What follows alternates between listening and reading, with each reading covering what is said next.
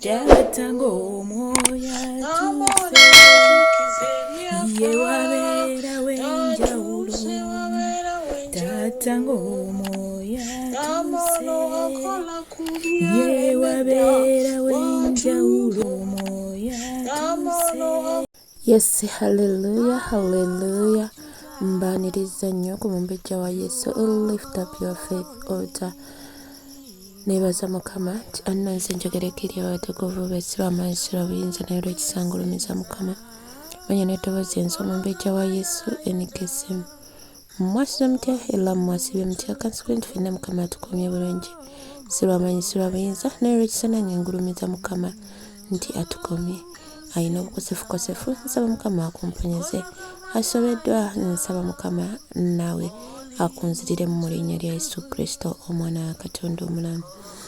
Yesu ompya n'ompya yakatwegattako mukwano tukwaniriza nsaba n'obwembeefu laba obubaka bw'osanzeeko likinga commentinga subscribinga osharingireko n'oyo gw'olina abakadde bange ababulinako mbeebaza mwebale kuyimirira wamu nange mwebale kusharinga mwebale kuweerereza wamu nange Mukama abampeera omukisa. Yes, olunaku lwaleero tuli mu Bible reading yaffe nyaniriza buli ssekinnoomu mu linnya lya Yesu Kristo omwana wa Katonda omulamu. Twegatteko buli lunaku tubaawo ne buli lwa mukaaga tubaawo ne Bible reading yaffe na buli lwakubiri. So negattaako tusabe tuyigire wamu kabuyita ebigambo bya Mukama mu linnya lya Yesu Kristo omwana wa Katonda omulamu. Sharingirako oyo gw'olina tokodowalira ekigambo kya Mukama. Abamu tebalina Bible naye ate kati etuuse ku YouTube channel zaffe nga tusobola okuyiga mu linnya lya Yesu Kristo omwana wa Katonda omulamu. So katugende mu maaso mu linnya lya Yesu Kristo omwana wa Katonda omulamu. Katukowole omwoyo wa Mukama. Mwoyo wa Mukama Taata tukwaniriza kabite wange tukwaniriza omusumba omulungi muffe temuli magezi era temuli maanyi naye okwagala kwonna ekitiibwa kyo leka bitambule mu buli ssekinnoomu. Yogerako n'emmeeme yaffe tukomeko olwaleero mu linnya lya Yesu Kristo omwana wa Katonda omulamu. Kyusa enfumiitiriza yaffe ku lw'ekigambo kyo Mukama.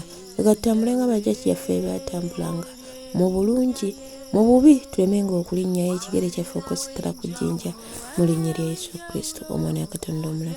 Weebala omwoyo wa Mukama, weebala omwoyo omutukuvu. Mwoyo wa Mukama Taata kulembera. Essula y'e14. Awo Yowaabu mutabani wa Zeruyiya n'ategeera ng'omutima gwa kabaka guli eri Abusalomu. Yowaabu n'atuma Etekowa n'akimayo omukazi ow'amagezi n'amugamba nti, nkwegayiridde weefuule ng'afiiriddwa oyambale ebyambalo eby'okufiirwa. Nkwegayiridde so tosaaba mafuta naye weefuule ng'omukazi ey'akamala ebiro bingi ng'akaabira omufu. Oyingire eri kabaka omugambe bw'otyo.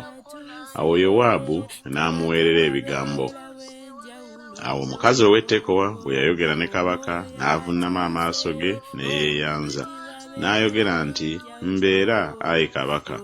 Kabaka n'amugamba nti, obadde otya? N'addamu nti, mazima nze ndi mukazi nnamwandu nebaze yafa.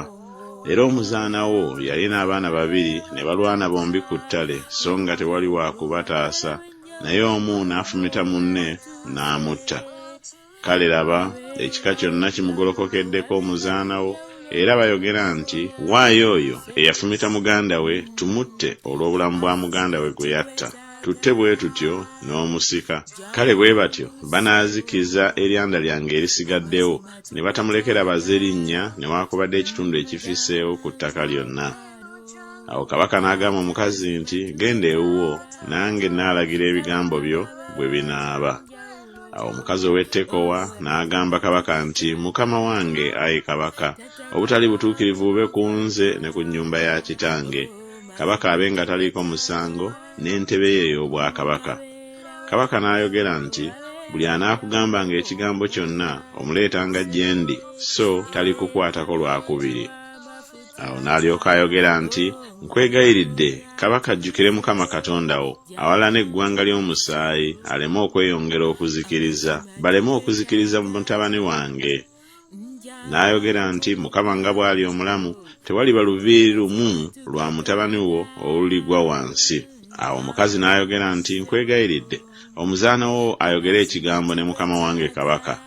n'ayogera nti, yogera. Omukazi n'ayogera nti, kale wateesezza ki ekigambo ekifaanana bwe kityo eri abantu ba Katonda? Kubanga kabaka bw'ayogera ekigambo ekyo aliŋŋanga aliko omusango, kubanga kabaka takomyawo eka owuwe eyagobebwa. Kubanga kitugwanira okufa, era tuliŋŋanga amazzi agayiise wansi agatayinzika kuyooleka nate. So Katonda tajjaawo bulamu, naye n'asala amagezi oyo eyagobebwa aleme okuba omudduse gy'ali. Kale nno kubanga nzize okwogera ekigambo ekyo ne mukama wange kabaka, kyenvudde njija kubanga abantu bantiisizza. Omuzaanawo n'ayogera nti, kaakano n'ayogera ne kabaka, mpozi kabaka alikola omuzaana we byamwegayiridde. Kubanga kabaka anaawulira okuwonya omuzaana we mu mukono gw'omusajja ayagala okunzikiriza fembi ne mutabani wange okutujja mu busika bwa Katonda. Awo omuzaana wo n'alyoka ayogera nti, nkwegayiridde ekigambo kya mukama wange kabaka kibeere kya kusanyusa. Kubanga mukama wange kabaka aliŋŋanga malayika wa Katonda okwawulamu ebirungi n'ebibi, era mukama Katonda wo abeere naawe. Awo kabaka n'alyoka addamu n'agamba omukazi nti, tonkisa, nkwegayiridde ekigambo kyonna kye nnaakubuuza. Omukazi n'ayogera nti, mukama wange kabaka ayogere kaakano. Kabaka n'ayogera nti, omukono gwa Yowaabu guli naawe mu bino byonna?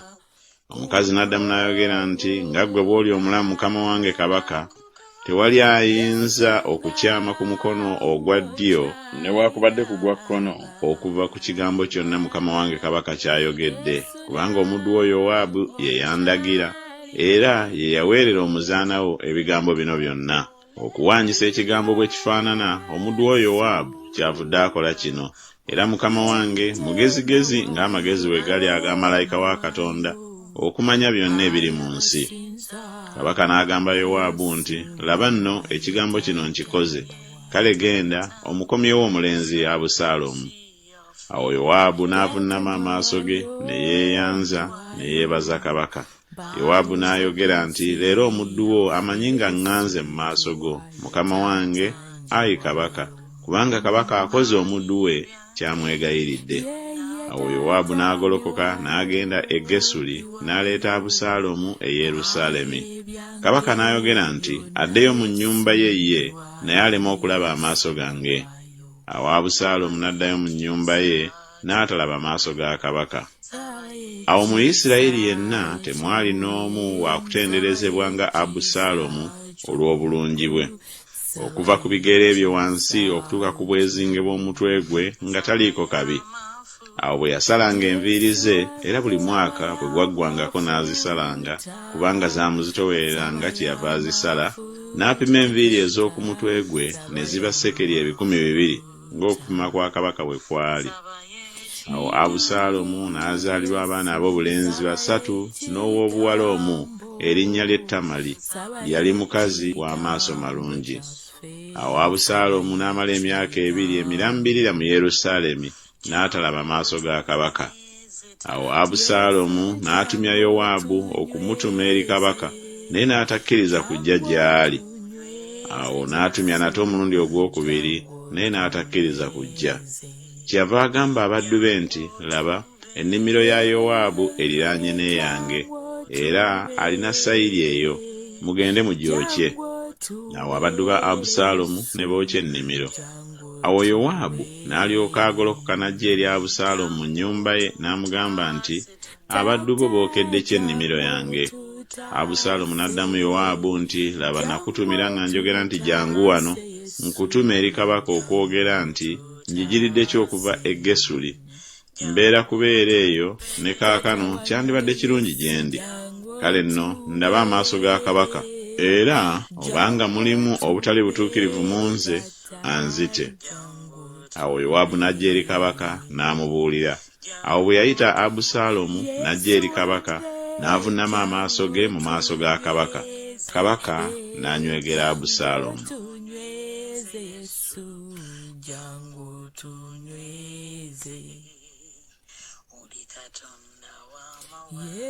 Essula 15. Awo olwatuuka oluvannyuma lw'ebyo, Abusaalomu ne yeetegekera eggaali n'embalaasi n'abasajja 5 okuddukiranga mu maaso ge. Abusaalomu n'agolokokanga mu makya n'ayimirira mu kkubo erya wankaaki.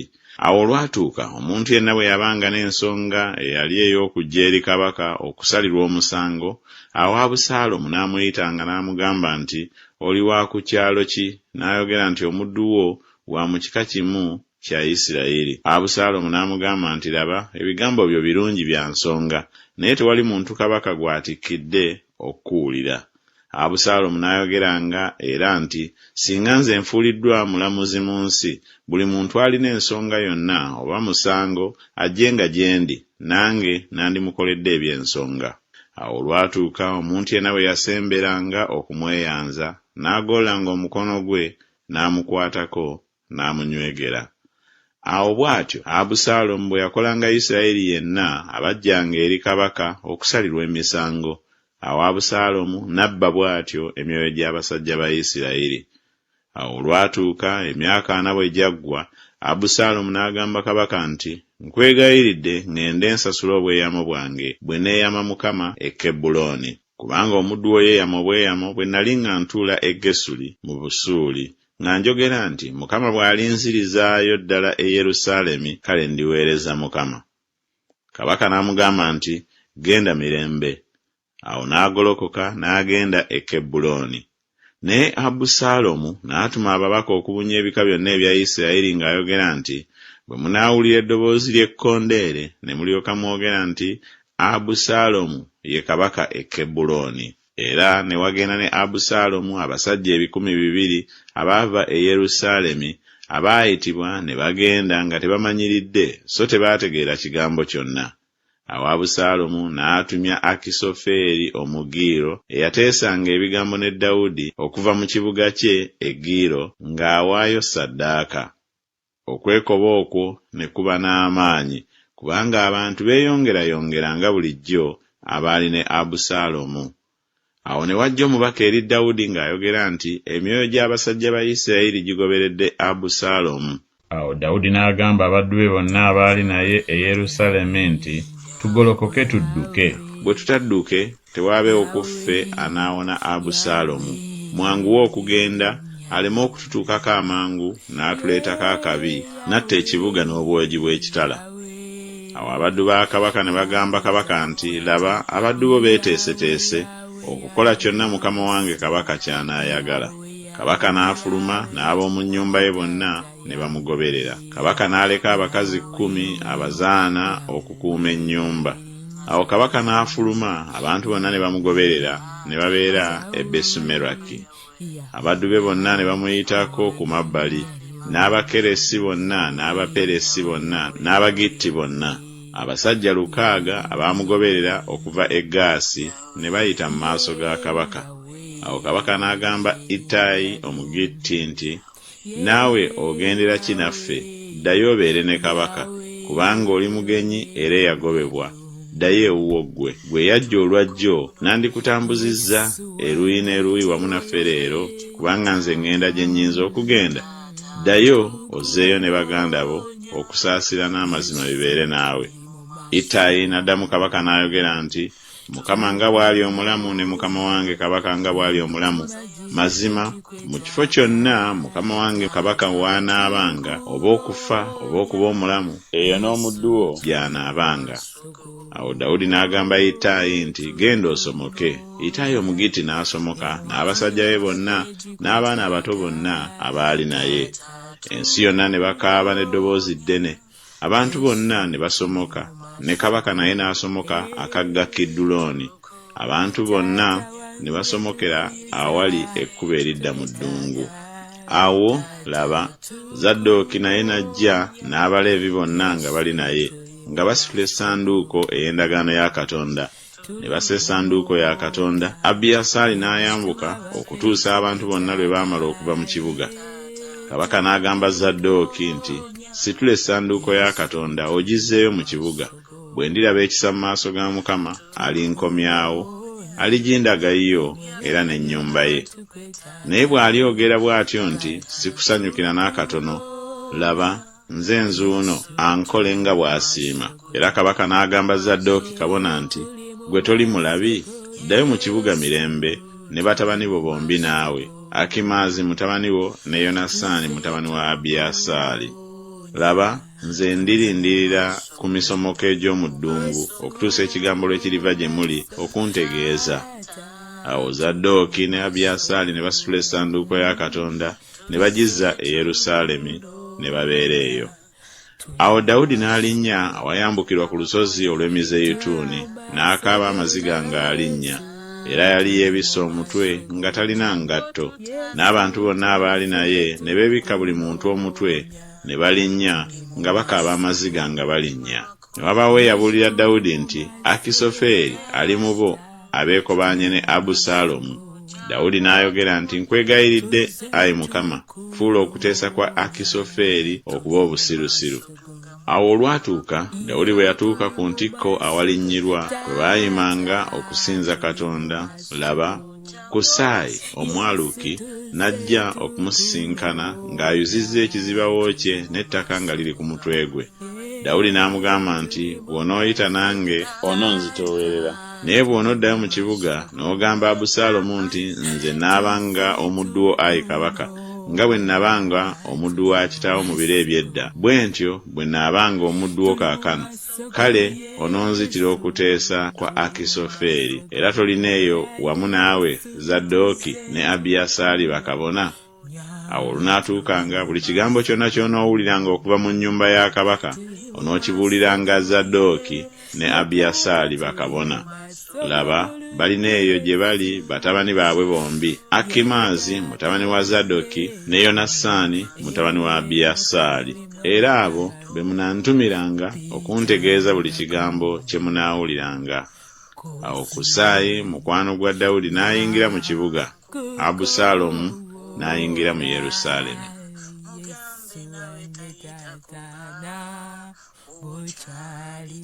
Yes, hallelujah, hallelujah. Luganda Mukama yeebazibwe bakulisaayo nnyo mu Bible reading yaffe. Mwebale kunneegattako, mwebale kunjagala, mwebale kuyayanira Mukama Katonda. Mwenna abanneegasseeko mbaagaliza olunaku olulungi erinnya lya Yesu Kristo n'abagenda otwegattako mwenna. Ekitabo kyaffe tukiwonga wansi w'endagaano y'omusaayi gwa Yesu, tukikowoolako omuliro gw'eggulu okukyetoolola. Leka Mukama Katonda tutambule nga bajjajjaffe baatambulanga, so singa ffe be twagala wabula nga bw'oyagala. Leka tulungamizibwe Omwoyo Omutukuvu mu linnya erya Yesu Kristo omwana wa Katonda omulamu. Mwoyo wa Mukama fuga mu kigambo kyaffe, leka kitukolemu omulimu mu linnya erya Yesu Kristo omwana wa Katonda omulamu. Sigadde nze omumbejja wa Yesu NKSM ku lw'obuweereza omumbejja wa Yesu. Lift up your face altar. Omupiira akategettako nsaba n'obuwombeefu, likinga, commentinga, subscribinga, sharingirako gw'olina. Nawe omukadde wa buli lunaku sharinga, tolema sharinga, ekiba kikoze bulungi. Shalom, shalom. Ndawe ebiwonvu kankuleko ofuge tata, tata wange nkuyita, ye ofuge sebo,